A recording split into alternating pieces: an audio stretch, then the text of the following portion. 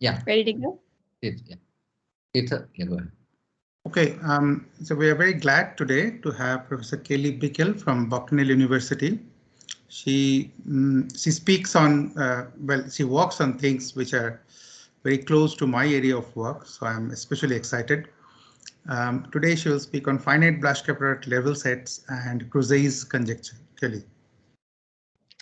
All right, well, thank you for the invitation to speak. It's really great to, at least see people virtually, if, not in person.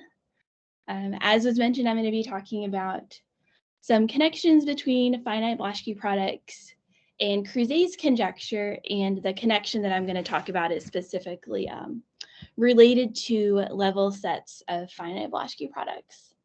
And before I forget, I should mention that basically all of the results that I'm going to talk about are joint with Pam Gorkin, who is also here with me at Bucknell University. All right, so I'm not sure kind of how the background of people in the seminar kind of jives with the topic of my talk, and so I do want to spend some time giving background information on Crusades conjecture, so exactly what that says. And I'm going to be looking at the conjecture in the context of particular operators called compressions of the shift. So I'll spend a couple of slides kind of reminding people what those are. Then we'll get to the main question, which I call, or Pam and I have called the level set Crouzeix conjecture, which is basically a weakening of Crouzeix's conjecture in the setting of compressions of the shift. It's still open, but we've been able to prove it in some particular cases. And so for however much of my talk remains when I get through the first bullet points, I'll share some of the results that we've been able to make regarding this weak version of Crouzeix's conjecture. All right, so let's just get into the background information. So Crouzeix's conjecture is a statement about functions applied to matrices, and in particular, square matrices. So kind of throughout my talk, A is just going to be an n by n square matrix, and sigma of A is going to refer to its spectrum or its set of eigenvalues. And we're going to be looking basically at the size of a function applied to a matrix. And so by size or norm, I'll always mean the operator norm. So the max of the length of A times X, where we take the max over all vectors X of length 1. Now it's pretty immediate if we want to, say, apply a polynomial to a matrix. We simply take the formula for the polynomial, and wherever we see the independent variable, we replace that with the matrix. Oh, there we go. And if we want to generalize this kind of applying a function to a matrix to other functions in matrices, again, it's pretty straightforward. If our matrix is diagonalizable, it's really straightforward. You simply diagonalize your matrix, like I've done in this third bullet point, and then apply your function to the eigenvalues along the diagonal. And if your matrix isn't diagonalizable, it's slightly more complicated. You have to use the Jordan canonical form, and you have to know your function is defined at the eigenvalues up to some number of derivatives, but the formula is really not that much more complicated. You could also kind of go about this in a completely different way, or I guess a similar way. And if you know your function is basically analytic in some domain containing the eigenvalues, then you can define f of a by just generalizing the Cauchy integral formula, kind of as it's given there. So basically, we can apply functions to matrices without too much effort. And then kind of the question that is related to Crusades conjecture is, can we control the size of the norm of f of a in terms of the size of our function on some set in the complex plane related to the matrix A? And so to make that maybe more formal, let me just put up the definition of a K-spectral set. So I'm only going to be looking at convex sets, so I can restrict the inequality here to polynomials. But for me, a convex set is a K-spectral set if that set contains the set of eigenvalues of the matrix. And if when I apply any polynomial to the matrix and take the operator norm, then that's controlled by k times the max or the sup of p on the set X. So the norm of P of A is controlled by the max of P on the set X, and this doesn't depend on the choice of, or this is independent of the choice of polynomial. Okay, so one kind of straightforward example comes from von Neumann's inequality.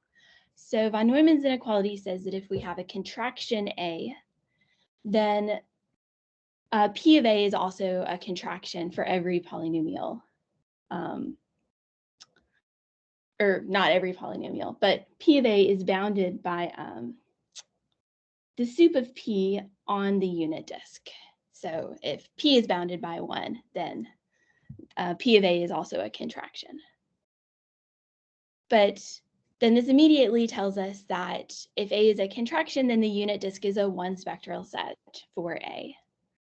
And of course, more generally, we can take a matrix A and normalize it, just divide by its operator norm, and use this, coupled with von Neumann's inequality to prove that the disk centered at the origin of radius, the norm of A, is a 1 spectral set for A. So we at least have kind of one set. So its radius is the norm of A. It contains the eigenvalues of A, and it's a 1 spectral set. And this is a pretty large set. And so kind of the context of Cruzais' conjecture is, can we shrink this disk centered at the origin and still get a k-spectral set? So a set where the behavior of the function on that set basically controls the size of the function applied to the matrix A. So a good candidate for kind of a different possibility is the numerical range of a matrix.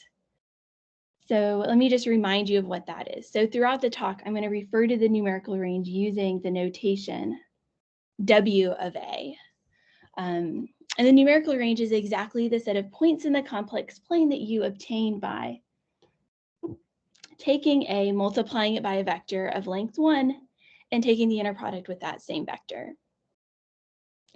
One thing to notice is that the numerical range always contains the eigenvalues of A, because if you pick X to be an eigenvector of length 1, A times X will just be your eigenvalue lambda times X, inner product with X. You can pull lambda out, and if you pick a vector X or an eigenvector X of length 1, then that inner product goes away and you're left with just the eigenvalue. So certainly the spectrum of A is contained in the numerical range. And of course, the numerical range has a bunch of other properties that are useful. For example, the Toeplitz-Hausdorff theorem tells us that it's convex. And it just tends to kind of encode more information about a given matrix than just, say, looking at the spectrum. So it's just one example of that. A matrix is self-adjoint or Hermitian if and only if its numerical range lies along the real line. As many of you probably know, it's really hard to actually write down the formula for the boundary of the numerical range of a matrix. But in some cases, it's doable. And here's a particular case that I just want to highlight because it's going to show up later in my talk. And that's the case of Jordan blocks. So kind of throughout my talk, JN is going to denote the n by n Jordan block. So the matrix that just has 1s along the superdiagonal and 0s everywhere else. And then it's known that the numerical range of the n by n Jordan block is just a disk centered at the origin of radius cosine of pi over n plus 1. But more generally, especially when you move to 3 by 3 matrices or greater, it's hard to kind of identify numerical ranges. Of course, in the 2 by 2 case, the numerical ranges are always ellipses, and so those are not so challenging to deal with. But Cruzais' conjecture says basically that the numerical range should be a spectral set for the matrix A, and moreover, that spectral set constant should be 1. So for all polynomials, the norm of P of A should be controlled by 2 times the sup of P on the numerical range of A. So here's just a little bit of background information about Crouzeix's conjecture. So Cruz A, I think, started studying this problem back in 2004. And he looked at the 2x2 case and basically proved that the numerical range then is always a 2 spectral set for the matrix A. And indeed, getting the constant 2 only occurs in that case when the numerical range is actually a disk. If you're in the 2x2 setting and your numerical range is actually elliptical, there's a better constant, less than 2, that satisfies the spectral set inequality. Now, in 2007, Cruz A proved that the numerical range is a spectral set for A with constant 11.08. And there was really no reason to believe that that 11.08 was sharp. It was just a number that kind of fell out in his argument. And indeed, 10 years later, Cruz A and Palencia dramatically improved that result and showed that the numerical range of a matrix A is actually a 1 plus square root of 2 spectral set for the matrix A. So that knocks 11.08 down to about 2.4. So that's kind of where the general conjecture stands at this point, at least to the best of my knowledge. But Crouzeix's conjecture is also known to hold for kind of specific classes of matrices. So for example, results by Ando and Akubo from the 70s imply that it holds for matrices whose numerical range is a disk. More recent work by Choi and Greenbaum, and Choi separately, has established Crouzeix's conjecture for perturbations of Jordan blocks. And I'll talk about those a little more on the next slide. Crouzeix's work also proved kind of later on, I think, yeah, this was a 2013 paper, that his conjecture holds for 3x3 nilpotent matrices. And Glatter, and Lindstrom proved Crouzeix's conjecture for certain classes of 3x3 tridiagonal Toeplitz matrices. But the conjecture remains open even in the general 3x3 case. So because it kind of motivates the work that Pam and I were doing, I want to highlight the perturbed Jordan block situation. So in the paper by Choi and Greenbaum, the perturbations of the Jordan block that they looked at are exactly of the form that you see on my slide. So they are these JAN matrices, where all I've done is taken the n by n Jordan block and in the lower left corner put in a parameter A.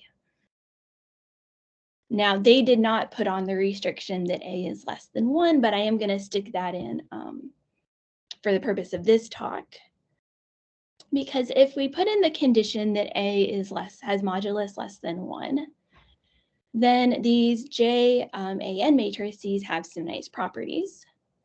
They are contractions, so the norm is less than or equal to 1, with eigenvalues all strictly inside of the unit disk, and the defect index is 1. So just to remind you, what this means is we take our matrix and multiply by its conjugate transpose on either side and subtract that new matrix from the identity matrix and take the rank of the resulting matrix. And in both situations for this J alpha n, we get 1. So what this actually tells us, if you're familiar with the language of compressions of this shift, is that this perturbed Jordan block is a compression of the shift in disguise. And so I'm going to define those on the next slide, but kind of to motivate our study of compressions of the shift, I want to highlight that one of the few classes of matrices for which Crouzeix's conjecture is known is a compression of this shift, or is a set of compressions of shifts. All right, so let me just remind everyone what compressions of this shift are. Okay, so we're kind of switching gears here for a moment and looking at kind of classical function theory on the unit disk. So to define compressions of the shift, I need to remind you of kind of the usual Hardy space H2. So this is just the set of functions that are holomorphic on the unit disk, so that when you write them out as their power series centered at the origin, the Taylor coefficients are square summable. So we have just this nice set of holomorphic functions on the unit disk. And what is kind of, I imagine most of you know, one of the canonical operators that we define on the Hardy space is the shift. So this is just the operator of multiplication by z, but it's called the shift because what it does is it takes the sequence of Taylor coefficients and just shifts it forward by 1. Okay, so I'll denote that shift or multiplication by z just by s. And kind of the invariant subspaces of this shift were studied kind of classically by Berling back in the 40s, who showed that the non-trivial invariant subspaces of this shift are exactly of the form theta times h2. So theta times the Hardy space, where theta is a non-constant inner function. And so I just put the definition of inner function in parentheses there. Our inner functions are holomorphic on the disk. And when we take their radial boundary values as you go out to the unit circle, they have modulus equal to 1 almost everywhere. So throughout my talk, I'm really not going to be looking so much at general inner functions. I'm going to restrict to the inner functions that are rational. So the almost general formula for those are given in the bullet point below. I've just omitted the fact that we can have a unimodular constant out front because that really won't affect any of the analysis. So this formula for theta here for a finite Blaschke product gives the general formula for an inner function that is also rational. So the idea is that you just take a sequence of points in the unit disk. These are the zeros of your finite Blaschke product. Each zero builds one linear rational function, and then you multiply all of these together to get a nice rational function that is inner. So it's holomorphic in the disk, and its boundary values have modulus 1, actually everywhere on the unit circle.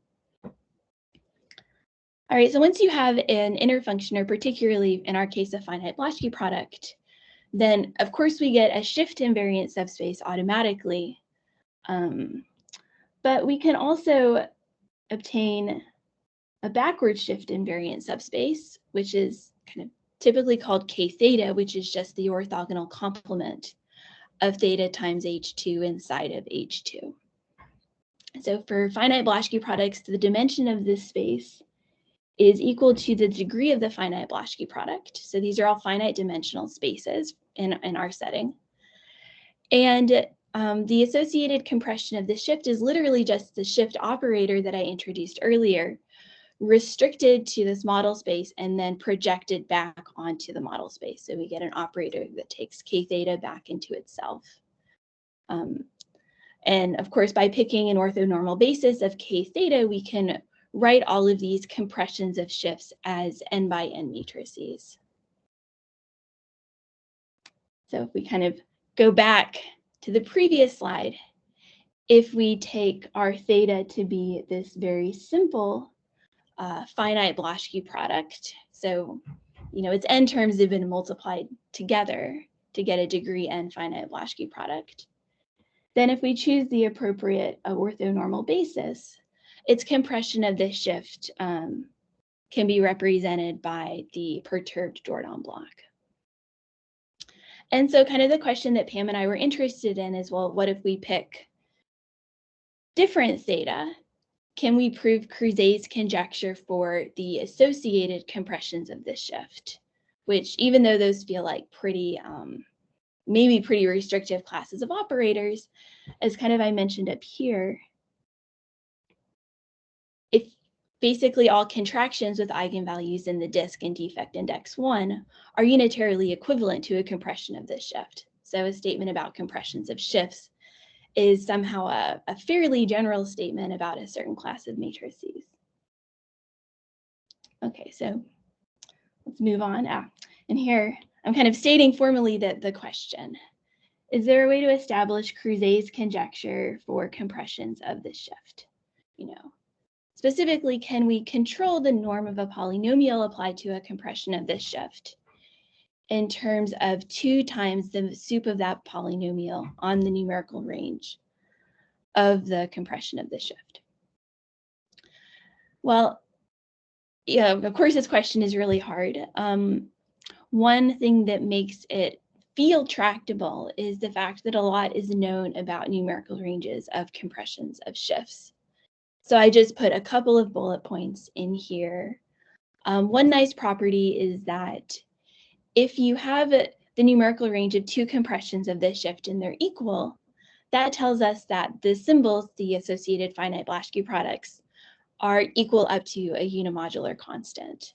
So for kind of that relationship, I'll say that they're basically equal because for our intents and purposes, they behave the same. There is a nice algorithm for at least getting pictures of the numerical range of a compression of the shift. So the idea is that you take your Blaschke products data and multiply it by z to get a degree n+1 rational function.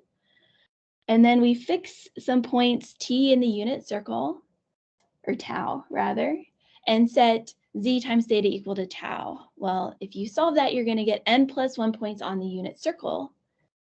And if you connect those points, so I'll try and do that at least once here on the picture, though.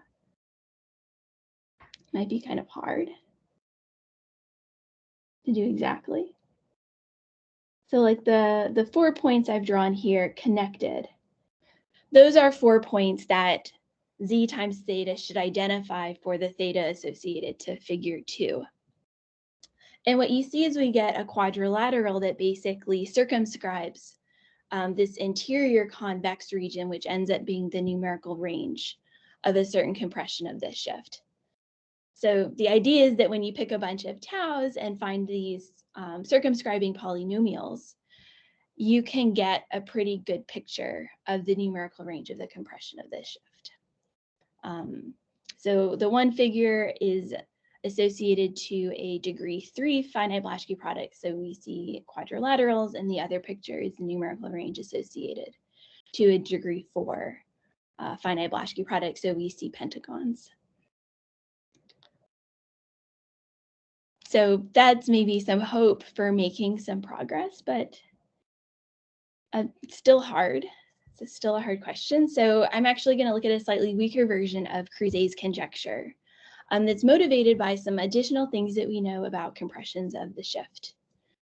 One thing that we know about compressions of the shift based on work of Saracen from the 60s is kind of a different way to apply functions to compressions of this shift. Specifically, if we have a bounded holomorphic function on the unit disk, certainly, including polynomials and finite Blaschke products, then if you apply that function to the compression of this shift, this is the same thing as multiplying by f, so taking the operation of multiplication by f and compressing that to the associated model space.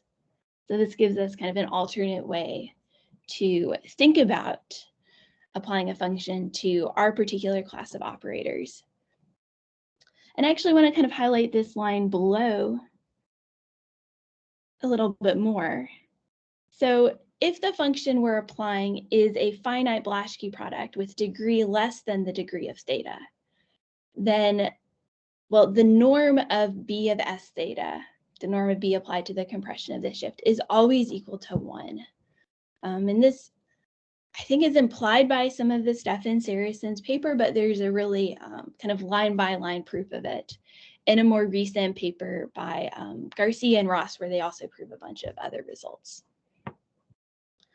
But that was kind of the fact that stuck out to me and Pam, because really Cruz's conjecture is a statement about the norm of functions applied to compressions of shifts. And finite Blaschke products are pretty general functions.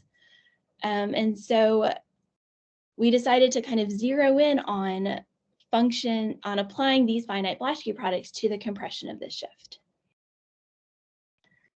And so really the main question of my talk comes in right here, or the main idea. So basically, if I pick a b and a theta, so two finite Blaschke products, and the degree of b is less than the degree of theta, and if we assume that Cruz's conjecture is true, then the norm of b applied to s theta has to be less than 2 times the max of b on the numerical range of s theta. But of course, that norm on the left is just 1.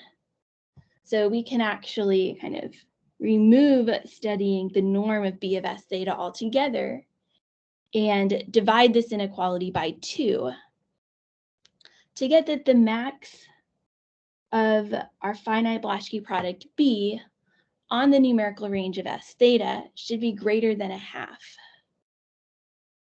And this is what we call the level set Cruz conjecture. So it's basically, it's taking Cruz's conjecture for compressions of this shift and only looking at it for Blaschke products with degree less than the degree of theta. So it's a weak version of Cruz's conjecture. But Pam and I thought it was pretty because it's really now just a statement about level sets of finite Blaschke products behaving on numerical ranges of compressions of the shift, which again are associated to finite Blaschke products. So it's really kind of a classical complex analysis question. So I want to introduce, I guess, a little more notation, unfortunately. So we already have notation for the numerical range of a compression of the shift. I want to introduce notation for level sets of finite Blaschke products. So omega BR is going to be the set of points in the complex plane where the Blaschke product B is less than R. So then all of the level set Cruz's conjecture is saying is that the numerical range of S theta should not be contained in the 1/2 level set of B. So if I pick these two finite Blaschke products, B and theta, degree of B less than the degree of theta, the numerical range of S theta should not be contained in the 1/2 level set of B. And so this is really just a statement about two geometric sets associated to finite Blaschke products. But it's not obvious that this should be the case. So in this picture, I just drew a numerical range of a degree 3 S theta. So here's the symbol theta down here. And also the 1/2 level set of a degree 2 finite Blaschke product B. And well, the numerical range is this region that looks a little more circular. And the level set is the set that looks more elliptical. But there's not really, I mean, looking at this picture, there's not really a reason to kind of suspect that if I dramatically change the zeros of theta or the zeros of B, that I couldn't somehow get the circle contained in the elliptical region. Like these both end up being large sets inside of the unit disk. And so actually proving this, I mean, it seems very hard in general. I mean, we haven't proven it in general. It's still an open conjecture. But I do want to tell you a bit about what we have been able to prove. And so one way to think about the conjecture is that we're basically trying to prove this non-set containment for particular pairs of B and theta. So if I have any two finite Blaschke products, degree B less than the degree theta, you can ask, can you prove that the numerical range of S theta cannot be inside the 1/2 level set of B?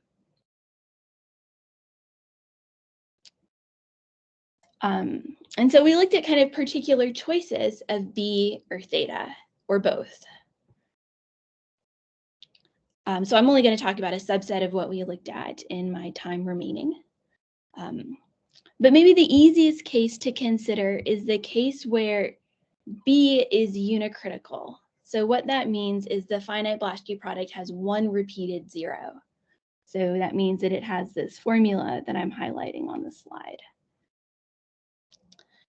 And the reason that these B's are particularly easy to deal with is because their level sets are particularly nice. So basically I can take, I can set B less than R and solve for, and basically divide both sides by the power in B, so 1/m, to get that the R level set of B is simply the set of points where this term inside of the absolute value signs is less than R to the 1/m. And the point is that that is exactly a pseudo-hyperbolic disk inside of the unit disk. So a pseudohyperbolic disk with center Z0 and radius R satisfies kind of exactly the formula given above. And so this 1/2 or this R level set of B is simply the pseudohyperbolic disk centered at the 0 of B with radius R to the 1/m. And the nice thing is that pseudohyperbolic disks can always be rewritten as Euclidean disks. And so the level sets here are just disks. And so what we were able to show is that if B is uncritical, then if I pick any theta with degree larger than the degree of B, then the level set Cruz A conjecture holds. So the numerical range of S theta cannot be strictly contained inside of the 1/2 level set of B. And the proof is pretty quick, so I just put the main ideas on the slide. So you proceed by contradiction. And in fact, because the numerical range of S theta is always compact, if it's inside the 1/2 level set of B, it's actually inside a smaller level set of B. And because these level sets are disks, there's this nice result. I think the arguments for it that I first saw are in Crusades 2004 paper. There are other arguments in a paper by Greenbaum, Caldwell, and Lee from, I think, 2017 that have a similar proof. But the result I need here is that if you have the numerical range contained in a disk, then that disk is always a 2 spectral set for the original operator. And so here I have the numerical range of S theta contained in a level set of B, but that level set is a Euclidean disk. So it's automatically a 2 spectral set for the compression of this shift, just by this kind of previously known result. Well, then we know the norm of B of S theta is 1 because the degree of B is less than the degree of theta. And we know that that level set is a 2 spectral set. And so then I can just plug in the max of B on that level set to get this product here, which is less than 1. And so we have 1 is less than 1, which of course gives us a contradiction. So in this case of B level, or of uncritical B, the structure of the B level sets kind of make it almost immediate that this level set Cruz A conjecture has to be true because the level sets are just disks. Now, before I get into some of our other results about the level set Cruz A conjecture, I want to mention that, this is kind of an investigation about the geometry of 2 different types of sets associated to finite Blaschke products. And Pam and I were aware of a connection between the numerical ranges, and we ended up observing a similar connection between the level sets. And so I kind of want to just walk through those real quick. So if you look at numerical ranges of 2 compressions of this shift, so we fix theta 1 and theta 2 and assume the degree of theta 1 is less than the degree of theta 2. Then Gao and Wu proved that if you further have set containment, so if the numerical range of S theta 2 is contained in the numerical range of S theta 1, then the 2 symbols, the 2 inner functions, are basically equal. One thing that Pam and I observed is that the same thing holds when you look at our level sets. So we were able to prove that if you pick 2 Blaschke products, B1 and B2, and the degree of B1 is less than the degree of B2, and you have level set containment, so the R level set of B2 is contained in the R level set of B1, then your Blaschke products again have to be basically equal. And I'm going to use this on the previous slide when we studied the level set Cruz A conjecture again. But I just wanted to mention that this result feels similar to work done by Berman and Stevenson and Sundberg in the mid-80s, who showed results kind of like the one in italics that says if you have 2 inner functions and they share an R level curve, so there's a curve where they are equal to, their modulus is equal to R, then the two inner functions have to be basically equal. And so our result, only requires containment of level sets, but of course we're restricting to finite Blaschke products with particular degree properties, and so it feels weaker from that respect. But kind of one question to throw out to the audience is this theorem too already known? Because I mean, it's a nice result about just level sets of finite Blaschke products, and though we couldn't find it in the literature, I wouldn't be at all surprised if someone kind of already knew that that was true. But we still needed a proof because we used it. So in particular, we were able to use that containment to get what I'm going to call the pseudohyperbolic disk criterion, which is a sufficient but not necessary condition for the level set Cruz A conjecture to be true for a specific theta, and then for any b with degree less than theta. So this basically says that if there's a pseudohyperbolic disk of radius at least 1/2 to the 1 over n minus 1, where n is the degree of theta, contained in the numerical range of s theta, then the level set Cruz A conjecture is true. Then that numerical range of s theta cannot be contained inside of any 1/2 level set associated to a finite Blaschke product B with smaller degree. And the way to prove this is, well, you take your pseudohyperbolic disk that is inside of the numerical range, and we use this to build a uncritical Blaschke product C. So we just pick the center of that pseudohyperbolic disk and make it the repeated 0 up to kind of the maximum allowable degree, so the degree 1 less than the degree of theta. Well, we already know that the conjecture holds for uncritical functions, so we can assume our B is not uncritical, and in particular is not just a constant times C. And then again, we proceed by contradiction. So we assume the numerical range of our compressed shift is contained inside the B level set associated to 1/2.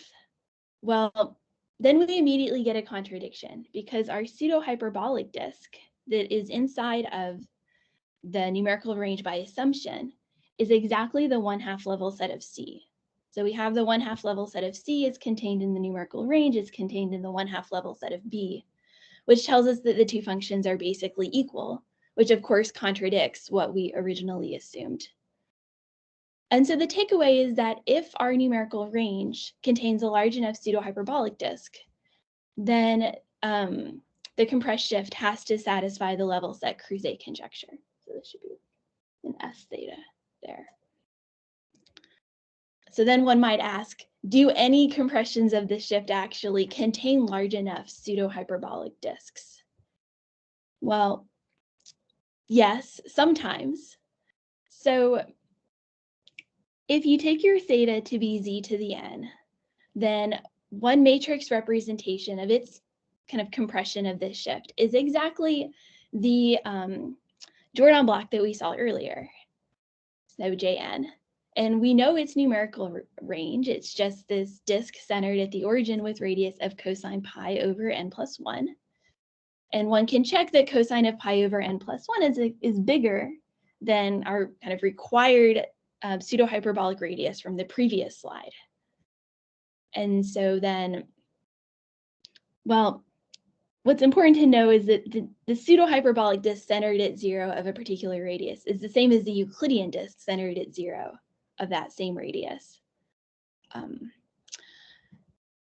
then by the radius inequality here, that's contained inside the numerical range of S theta.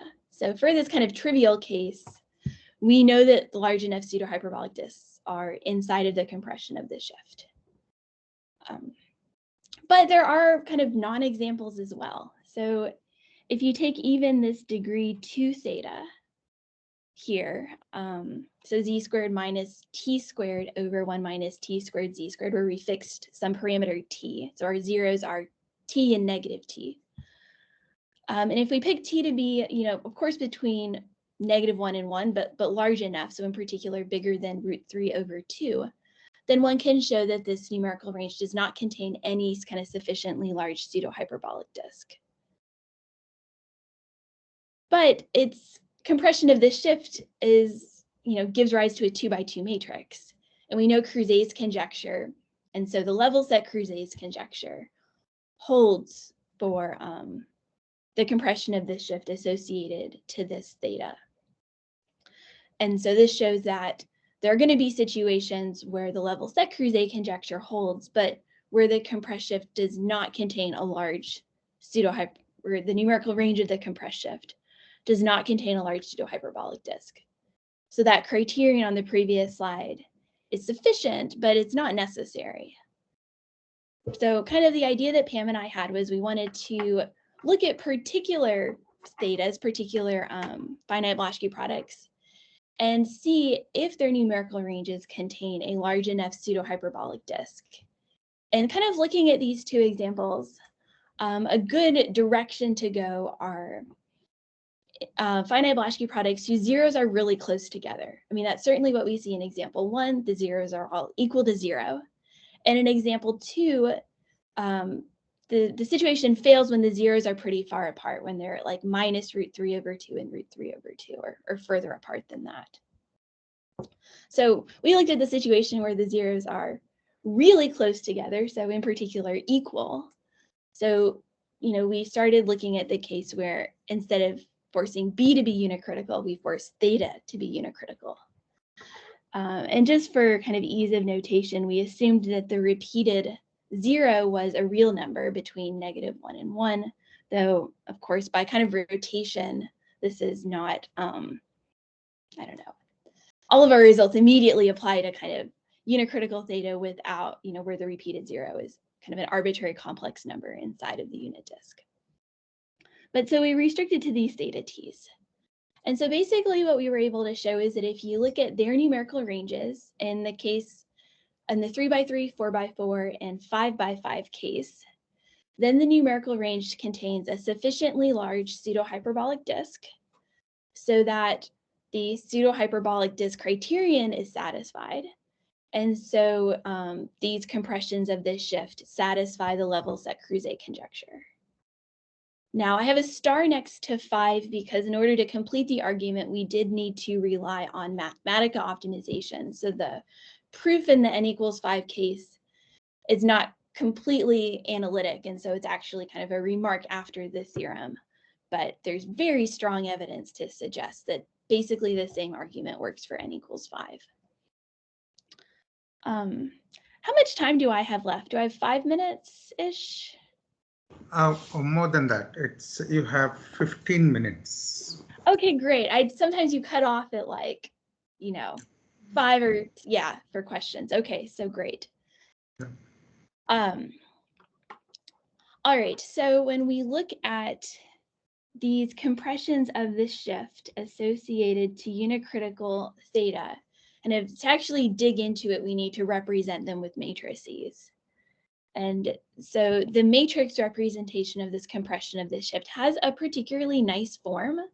So it's just T times the identity matrix plus 1 minus T squared times this matrix AT, where AT is given here. So it's a matrix with zeros on the diagonal and zeros below the diagonal. And above the diagonal, you have, the ones, and then basically increasing powers of -t as you move up the diagonal. So these matrices kind of the form of AT have been studied before. So Gaia established a formula for their numerical radius, or at least as close as you can get to a formula. And their numerical ranges were studied in a couple of papers by Gao and Wu. And I should mention that in the 3x3 case, this is, of course, a nilpotent matrix. I mean, it's always nilpotent, but when it's 3x3 and nilpotent, Crusades proved that, Crusades conjecture holds for this class of matrices. So the 3x3 case has kind of already been handled by Crusades. I do want to point out some things that come from Crouzeix's work because I think they highlight some of the challenges in even moving to the 4x4 case. So in the 3x3 case, so this is the AT matrix we get. And I guess I should mention that proving Cruz's conjecture for the compression of this shift S theta t is equivalent to proving it for AT because they're obtained from each other by multiplying by constants and adding on a multiple of the identity. And those are operations that interact well with numerical ranges. So I'm mostly going to talk about establishing our results for AT, which will give us results for the compression of the shift. Okay, so in the 3x3 case, if we look at AT, it's kind of as simple as one might hope a 3x3 matrix could be. It's mostly zeros, and you just have one parameter in the top right. But it turns out the boundary for its numerical range is still incredibly complicated. So Cruz's work actually found a formula for this boundary, which I think is really incredible. But the boundary of the numerical range of AT is parameterized, so its x and y coordinates are given by these two formulas, where, of course, the square root of 2 plus t squared isn't so bad. But then the formulas involve this function mt and its derivative. And both mt and naturally its derivative are both pretty complicated. So the formula for the boundary of the numerical range of this even very, very simple matrix is quite complicated and very hard to actually deal with analytically.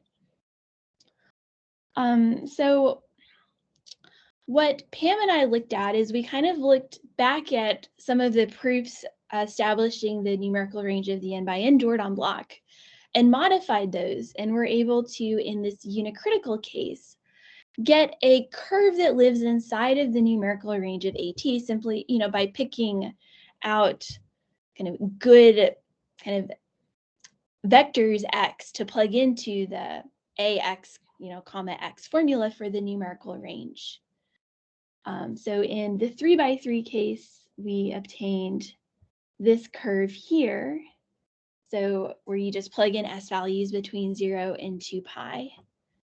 For n equals 4, we got, the curve below, which is a little more complicated, but really not that much. And for n equals 5, we have a similar formula. And of course, in our paper, we have the formulas for general n, but it just didn't feel very illuminating to put those on my slide. But kind of the point what I want to point out is, at least in the 3x3 case, that's the case where we have nice pictures. This curve that we get that's very, very simple appears to give a pretty good approximation of that complicated boundary formula that Cruz obtained in his paper. So I have some pictures here. Of course, the outer curve is the actual boundary of the numerical range. So that's the blue curve for different values of the parameter t. And the orange curve, that's our curve. That's just slightly inside and gives a pretty good approximation. So if we're asking a question like, is a large pseudohyperbolic disk contained in this numerical range, or a modification of the numerical range to get the one associated to the compression of the shift, it might be enough to ask, is there a pseudohyperbolic disk contained in this slightly smaller curve, CT, which is much easier to deal with. And that's basically what Pam and I looked at. So, this is just a restatement of our theorem at the top, and just a reminder of notation. So DCR is a Euclidean disk with center C and radius capital R. And D rho Z0R is a pseudohyperbolic disk with pseudohyperbolic center Z0 and pseudohyperbolic radius R. And so basically what we were able to show in these three cases, well, let's start with maybe the 3x3, is we were able to show that a fairly large Euclidean disk was contained in the convex hull of the curve that we knew was inside of the numerical range. And then by the convexity of the numerical range, the convex hull of that curve was in it as well. Well, then we took that Euclidean disk and, changed variables to get an alternate Euclidean disk inside of the numerical range of the compression of the shift, and rewrote that Euclidean disk as a pseudohyperbolic disk, and observed that no matter what t-value we picked associated to our original inner function, the radius of the final pseudohyperbolic disk was always greater than or equal to 1/√2, which is exactly the kind of necessary pseudohyperbolic radius we need to, well, we want it up here for n equals 3, which then gives the level set Cruz A conjecture. You do something similar for n equals 4. It's just kind of in each situation, the formulas for the disks become more complicated.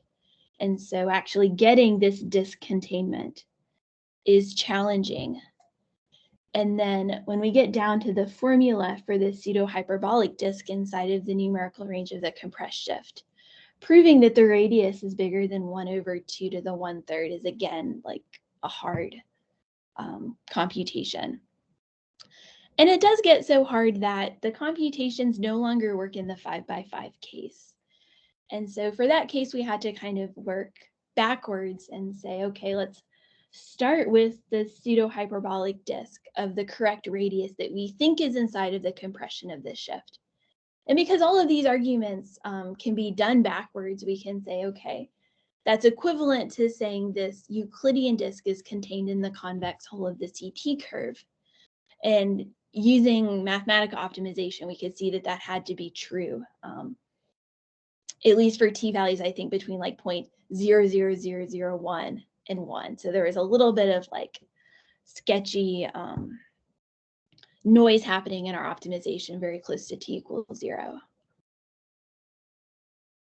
So that's the level set Cruz A conjecture. And basically what we know about it so far, we know that it holds for unicritical B and also unicritical theta if we're in the 3x3, 4x4, and 5x5 case. But even the 6x6 case in the unicritical setting is still open.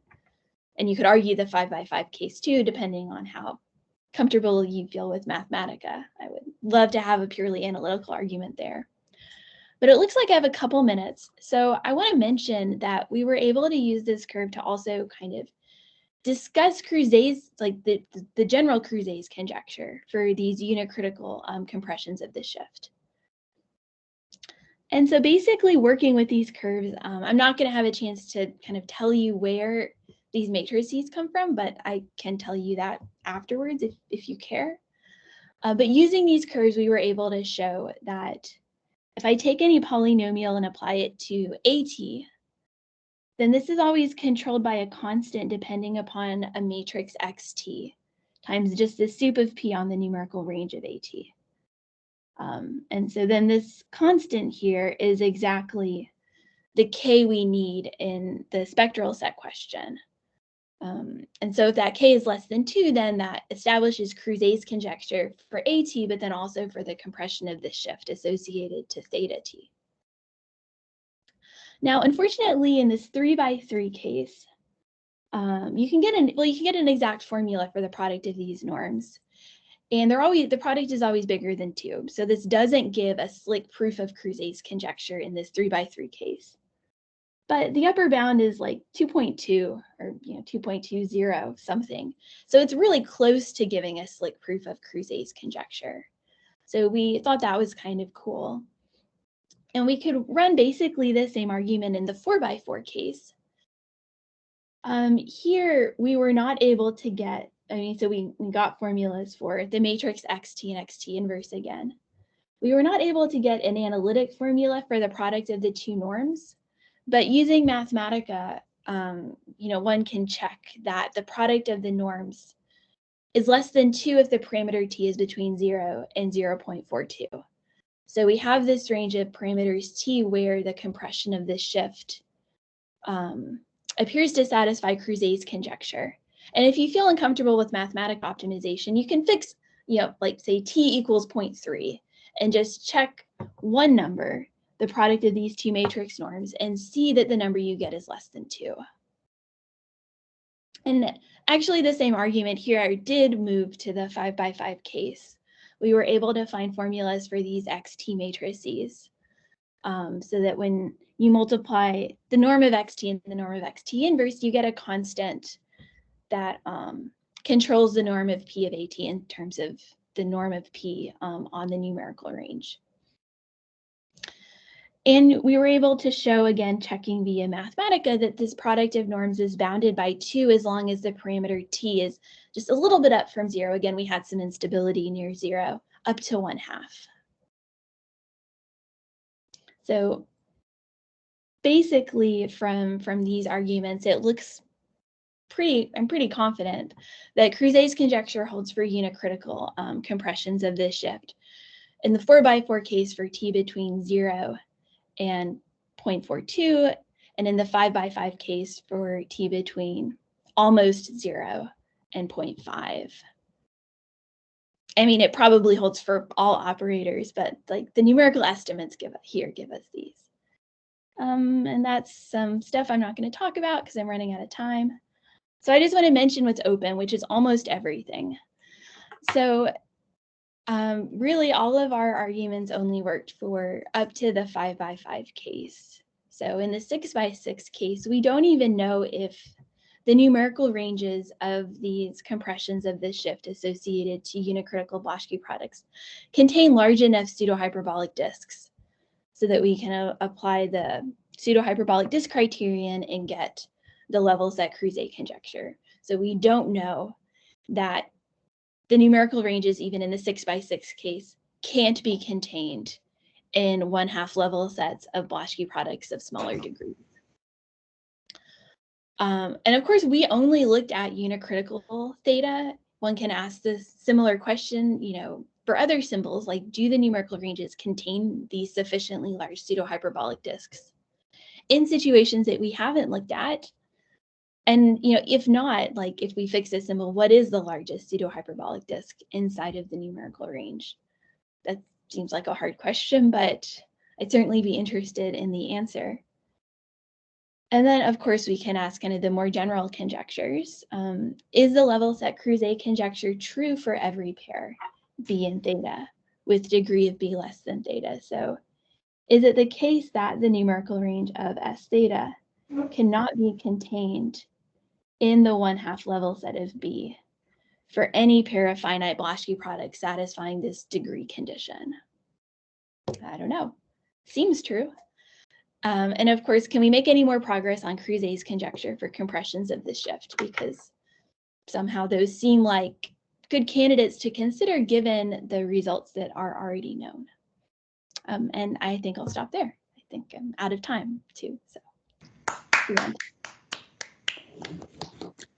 Thank you very much. Intricate talk, function theoretic analysis.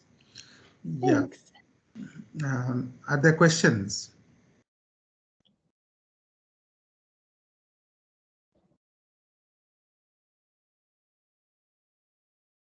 Okay, I have a question. Of course, you are looking at rational inner functions, but that Jordan block right in the beginning, a little perturbation of the Jordan block with A. Wondering if you had a singular inner function like e to the power z plus 1 by z minus 1, whether one gets the compression in such a nice form at all. I don't know. I mean, if you have a singular inner function, isn't the model space infinite dimensional? That is right, yes.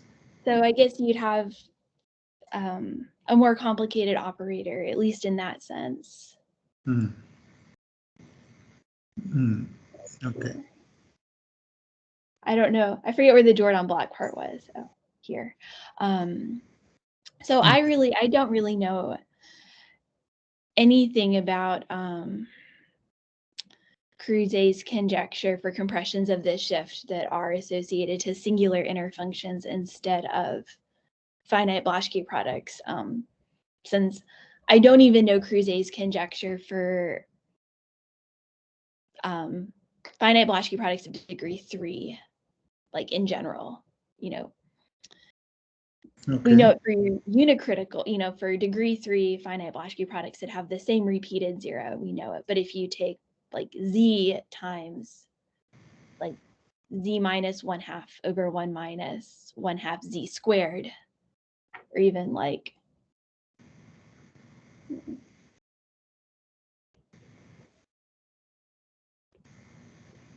I think Cruzeix's conjecture is still open for compressions of this shift associated to simple functions like this. And we can write down the matrices associated to compressions of this shift, at least for finite Blaschke products, really nicely. It's just still complicated somehow. Yeah, well, I don't know. I mean, oh, go ahead. No, all I was saying is this is a complicated business. I could get that from your talk. Yes. Yes. But it's, I'll investigate the singular inner question a bit. I mean, it's possible they have, at least in like this, the case you mentioned, for example, that there's a particularly nice representation of that operator. I haven't looked at that at all. That's a good thing to think about. Okay.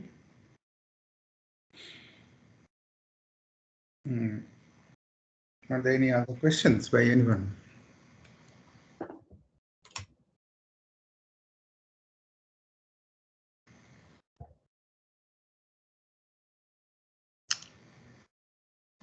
No. So, Apurva, shall we close this session then? Apurva is trying to talk, but we can't hear her. You're muted. Apurva is trying to talk, is she? Okay. Yes. Yeah. Something is wrong. Apurva is saying something. Remove your mic, headphone, and then mute it again. How about now? Yes, that's good. Yeah. Okay, I'm sorry about that. Yeah, okay. Yeah, so I really enjoyed your talk, Kelly. So thanks a lot for that. And I'm going to ask some silly questions because I'm looking at these definitions for the first time. So these might be obvious or completely silly. So the first thing is that you mentioned that for the 2x2 case, the range is an ellipse, and you kind of always know that. So is the smoothness sort of like, do you always have a smooth convex part? Like, can you have corners and things like that? How do you identify corners? And sort of related to that, is it always obvious how the spectrum is sitting in there? Like, are they like extreme points? Like, do you know where to, if somebody gives you the numerical range, do you know how to spot the spectrum? I don't know if these are very general questions. They're good questions. I don't know that I know the answer to all of them. Certainly, if you have a corner, well, certainly, I'm pretty sure that if you have a corner, then it's an eigenvalue. So, for example, if your matrix is self-adjoint, so if you have a self-adjoint matrix, then its numerical range is exactly the convex hull of its eigenvalues. And so then you get a polygon, and I think, well, I mean, in the 2x2 case, that's just a line. In the 3x3 case, it might be an if and only if, that the self-adjoint if and only if the numerical range is a polygon. I'm not 100% sure, but then when you move into, that doesn't feel right.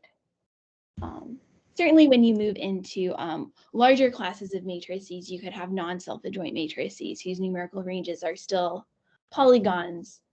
Especially, thinking about like a block matrix, you could have a block piece that's not self-adjoint, but as long as its numerical range is inside of the polygon of the upper piece. And so from that, it's kind of hard to know exactly where the eigenvalues, if they're not corners, where they lie inside of the numerical range. For like the compressions of this shift that I look at, the eigenvalues are exactly the zeros of the finite Blaschke product. So we know where those are, but they're always strictly inside of the numerical range. Like the ones I look at don't have corners. So I don't know. I'm always kind of, since my boundaries are always smooth, I don't worry too much about the corner situation. But I mean, it is a good question. Yeah, thanks. And maybe just one quick, I mean, it's already kind of obvious from the definition. So you cannot, it's not true that the intersection of two K spectral sets will be a spectral set. But is there a way to talk about like the smallest two spectral set, or the, I mean, is there such a thing in order to, or would one expect the numerical range to be the smallest two spectral set? Is there such a thing? I don't know. I mean,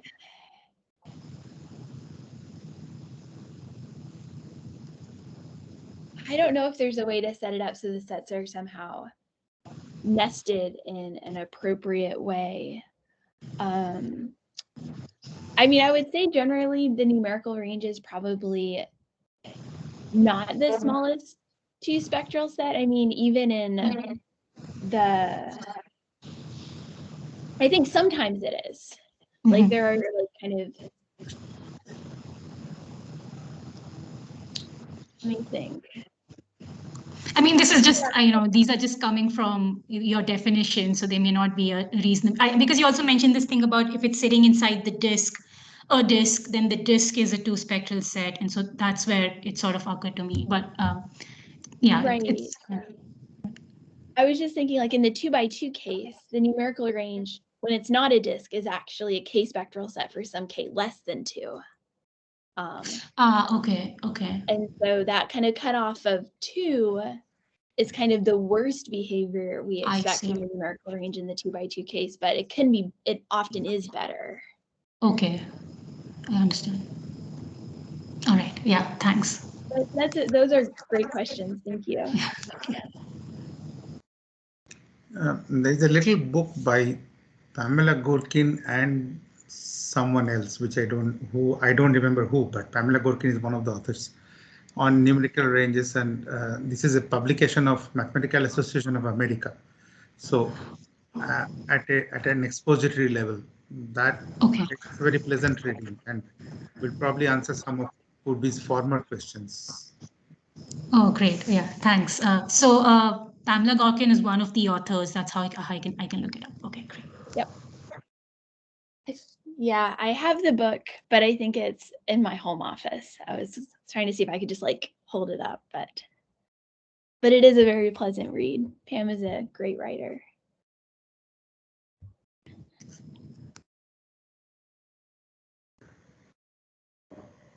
Okay.